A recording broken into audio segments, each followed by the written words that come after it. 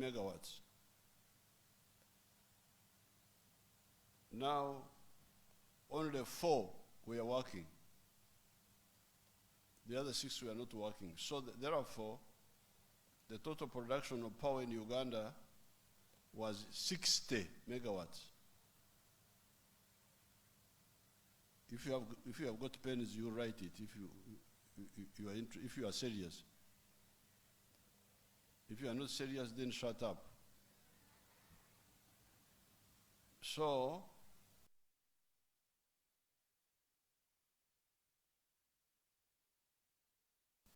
and by contract, Uganda had to sell 30 megawatts to Kenya.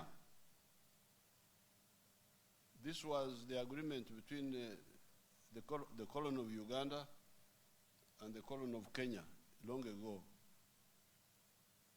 Therefore, the only power in Uganda was 30 megawatts. And what we did, the first thing we did was to repair Owen Falls Dam back to 150 megawatts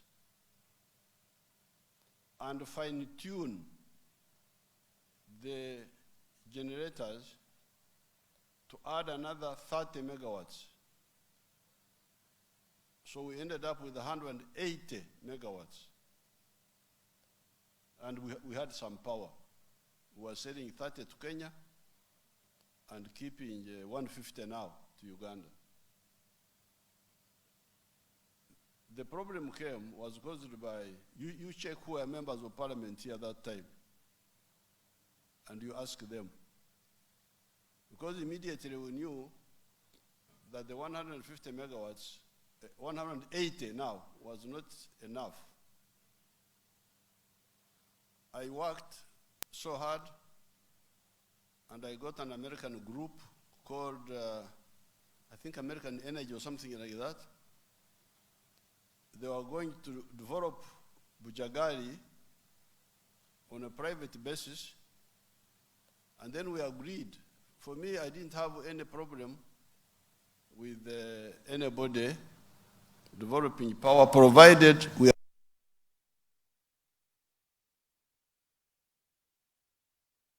American Energy on 4.9 cents. This is on record, 4.9 American cents. We had agreed. Then you can check that debate in that parliament, and you check who are the members of parliament. When we took it to parliament, parliament blocked it. Blocked Bujagali. That's how we got into a deficit, into lagging behind. So now we had to come in and do like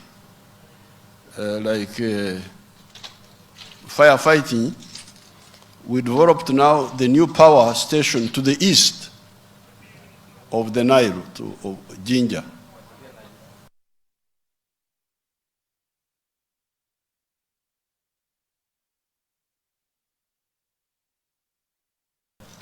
So they were able to add 200 megawatts on the east.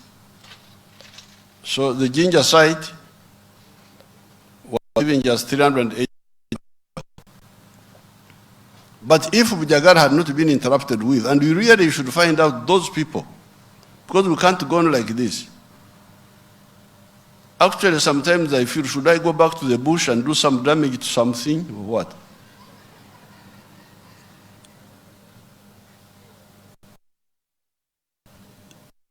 The problem was caused by parliament.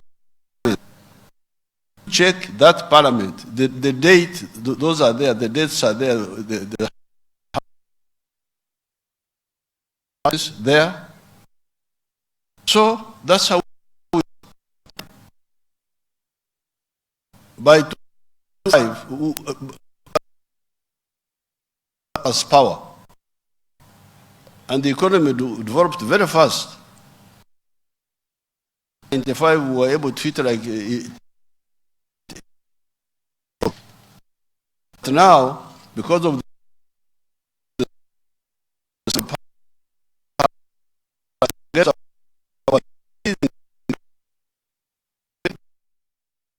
you are going to the house of my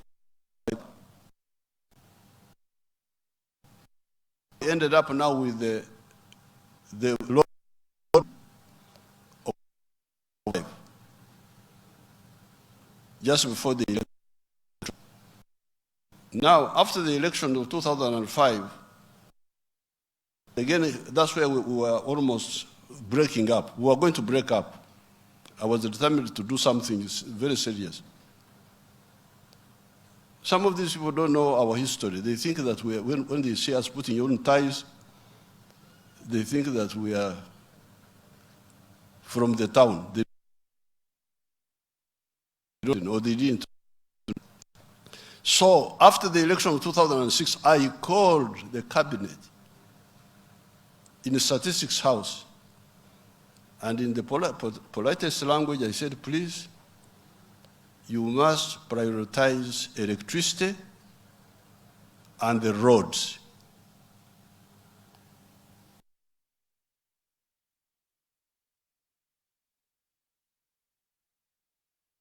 Money everywhere, no emphasis, must stop.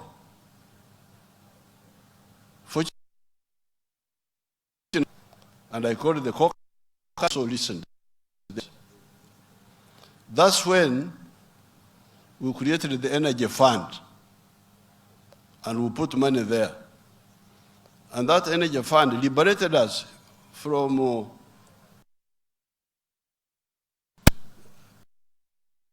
son.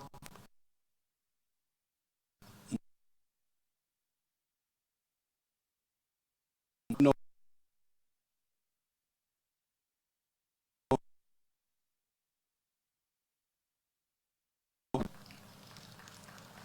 But sometimes they don't move on our speed. So when we created the energy fund, we had freedom of action. We put some money there. I think it reached about $600 million. Then we were able to put more money on the road. You can check the budgeting after 2006. How much money was on the roads, how much money was on the power. That's how now in the meantime, my wonderful people went behind my back. That group is also there. Went behind my back. They signed a new Bujagari agreement without my knowledge, where they removed the agreement I had reached with the American Energy Company of 4.9 cents. Then I heard they had started building in Bujagari. I said, that's good. Me, I didn't know the details because they didn't ask brief. I thought they were on the same terms. So when Bujagari is finished, what is the price? 16 cents. You imagine that. Parliament rejected a plan where the electricity would be at 4.9 American cents. Now we ended up with a new arrangement, of course involving our civil servants, without informing me, where the power now would be 16 cents per unit, American cents. But because of the energy fund, I started discussing with the Chinese to build Karuma and Simba. Initially, we wanted to pay all of it ourselves from our budget. But along the way, the Chinese, the ambassador, the one who was here, said, no, Exim Bank of China can extend a loan on this. So that's how we ended up building Simba, 183 megawatts, Karuma, 650 megawatts, and so on. And then in the meantime, we also built something on Agago River with some other group, 88 megawatts. So this is the power you are now talking about, which is now here. The generation. So first, really stop misleading our people, telling them lies. Lying is not leadership. But in the meantime, there was another problem. Apart from the problem of generation, there was the problem of consumption. Consumption in West Nile. There was power up to Kole on the other side, Kole in Lango, where then the line goes north to Gulu. That line was a 33 kV with a weaker current. The demand in West Nile was 2 megawatts or less. So the problem was the 33 kV cannot push power from Kole to West Nile. The distance is too long. That was the other problem also, which people who say they are leaders should know and find out. So that's why they said, if you install a 132 kV, I think this is the one you have installed now. It's a 132 kV now. Huh? 132. They have now installed a stronger line of 132 kV. Now, if you install 132 kV,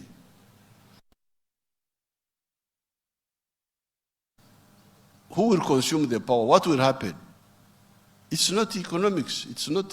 I don't even know whether it is even technical. Somebody can tell us, would it make technical sense if you have so much power but which is not consumed? Somebody tell us that side first. Engineer Wako. You go and tell us. What were the technical problems? I can see the engineer, you are the one who is there now? Check. The man who is there.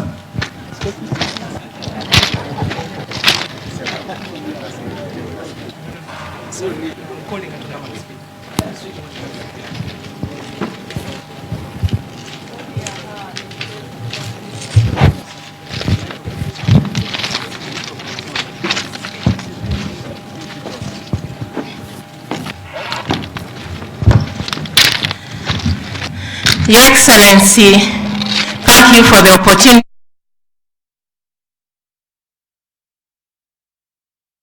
The problem is to grow both the industrialization, because there is already a suppressed demand, which is created by intermittent, unreliable supply, on and off.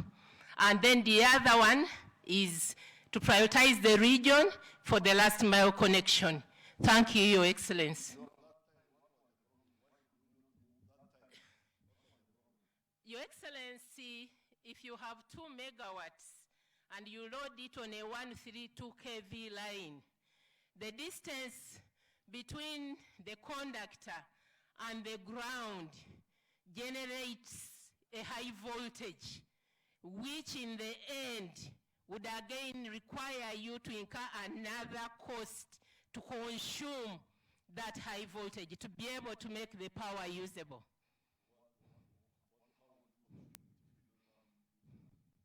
Your Excellency, where I started is that we need to consume this power.